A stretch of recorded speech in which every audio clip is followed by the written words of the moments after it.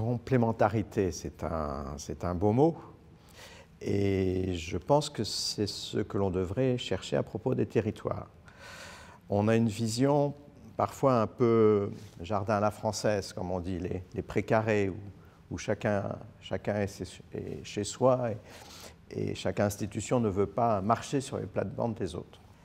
On l'a d'autant plus qu'il y a ce grand mythe républicain de l'égalité des territoires. L'idée que, où que l'on soit, on pourrait avoir accès aux mêmes ressources, on pourrait vivre de la même manière.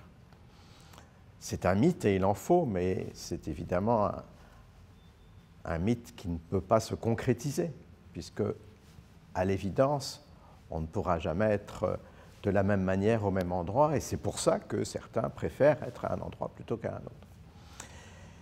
Mais si l'on pense l'égalité des territoires, on pense qu'ils ne sont pas différents. On pense que chacun a tout.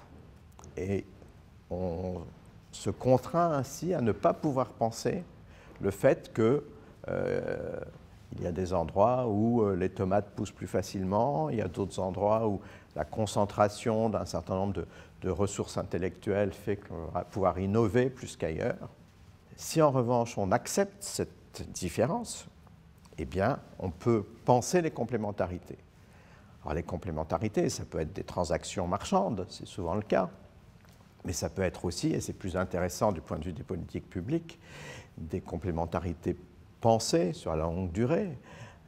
Choisir un voisin, choisir un territoire proche ou lointain avec lequel on va plus travailler, et donc penser ces systèmes qui sont là, ces interdépendances, mais qui ne sont pas assez explicités et qu'on fait semblant d'ignorer parce qu'on reste toujours sur l'idée d'un pouvoir politique enfermé dans ses murs, enfermé dans son territoire.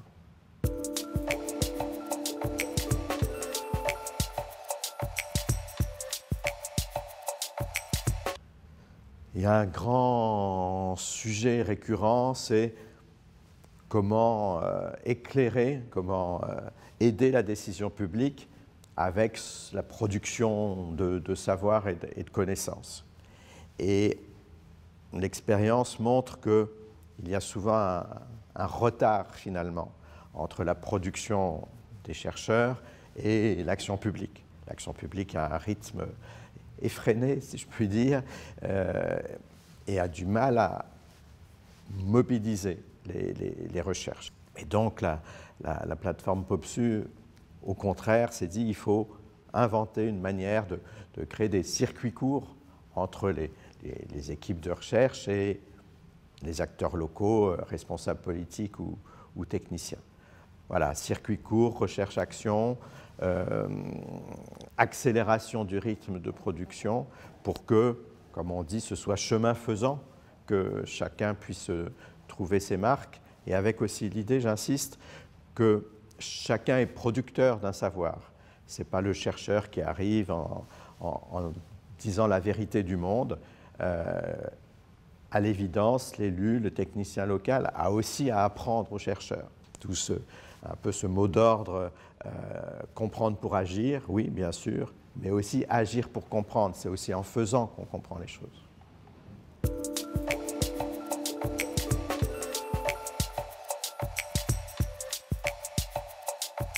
La crise sanitaire, je pense qu'elle a eu un double effet très intéressant pour nous. D'abord, elle a remis au centre de la vie quotidienne la question de la distance. Pas trop proche, mais pas trop loin non plus. Et j'ai une définition moi, de l'urbanisme et de l'urbaniste. L'urbaniste, c'est un ajusteur de distance. Hein. L'urbanisme, c'est pas construire des maisons, c'est pas construire des villes, c'est organiser les distances entre les individus, entre les territoires, entre les tissus urbains. Voilà. Et par exemple, souvent, le périurbain qui est critiqué peut être compris comme la façon de trouver la bonne distance avec la grande ville, qu'on n'aime pas forcément beaucoup, mais dont on va pouvoir profiter, puis la bonne distance avec ses voisins, parce qu'on peut trouver que la densité de la grande ville crée trop de promiscuité parfois. Et puis ensuite, comme souvent, cette crise, elle a plutôt, à mon avis, accéléré ou renforcé des mouvements préexistants. Bon. l'appétence des Français pour la maison individuelle, elle existe depuis des décennies. Elle a été là, effectivement boostée par la pandémie qui a montré que c'était quand même plus sympathique de vivre le confinement avec un petit jardin plutôt qu'en ville. Mais c'est une vieille affaire. Je pense aussi que l'appel à la nature a été, là encore, renforcé, mais il était là déjà. Et ensuite, une fois qu'on a dit ça, toute la question est de savoir quel compromis on organise pour répartir finalement ces ressources naturelles, ces ressources agricoles également, par rapport à quelque chose qui, moi, me préoccupe un peu, qui pourrait passer pour une volonté d'entre-soi. Pendant la crise, on n'a pas survécu parce qu'il y avait quelques territoires ruraux autour de nous, hein, même si on a été intéressé à avoir des circuits courts. On a survécu parce qu'il y avait des grands réseaux qui nous apportaient l'énergie, l'eau et une logistique qui a continué à fonctionner. Donc là, on a effectivement un renforcement aussi de cette idée qu'il faudrait être plus autonome, plus dans le local, etc., qui a mille vertus, mais qui ne doit pas faire oublier un fonctionnement qui est forcément à plusieurs échelles. Le local, le global, le quartier, la métropole. Et c'est bien ces articulations d'échelle qui sont intéressantes à réfléchir.